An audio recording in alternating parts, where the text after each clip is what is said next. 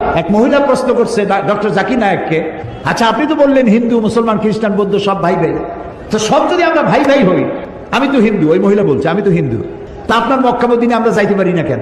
এটা কঠিন প্রশ্ন।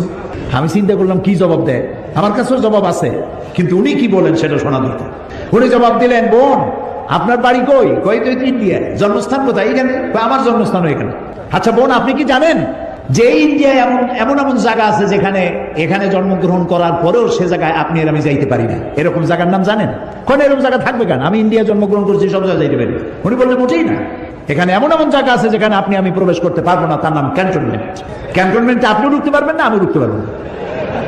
ক্যান্টনমেন্টে ঢুকবে যারা নিরাপত্তার দায়িত্বে, দেশ রক্ষার দায়িত্বে যারা আছে, যে কোনো মুহূর্তে ডাক দিয়ে পড়ে জান দেওয়ার জন্য, রক্ত দেওয়ার জন্য, জীবন দেওয়ার জন্য ঝাঁপায় পড়বে, সেসব সেনাবাহিনীর জন্যই ক্যান্টনমেন্ট তৈরি করা হয়। ওখানে আপনি আর আমি যাইতে পারবো না। ইসলামের একটা ক্যান্টনমেন্ট আছে, সেটার নাম মক্কা আর মদিনা। ওইখানে ওই সব লোকেরাই যেতে পারে যারা আল্লাহর জন্য জান দিতে পারে, মাল দিতে পারে, রক্ত দিতে পারে। প্রিয় বোন, আপনিও যেতে পারবেন। আপনার পাসপোর্টে একটা ভিসা লাগান, ভিসার নাম লা ইলাহা ইল্লাল্লাহু মুহাম্মাদুর রাসূলুল্লাহ। কালকে আপনি মক্কা মদিনা চলে যান। কি সুন্দর জবাব! আমার খালি দোয়াই আসলো যে আল্লাহ তাআলা কি ব্রেন তুমি তাকে দিয়েছো, সুবহানাল্লাহ।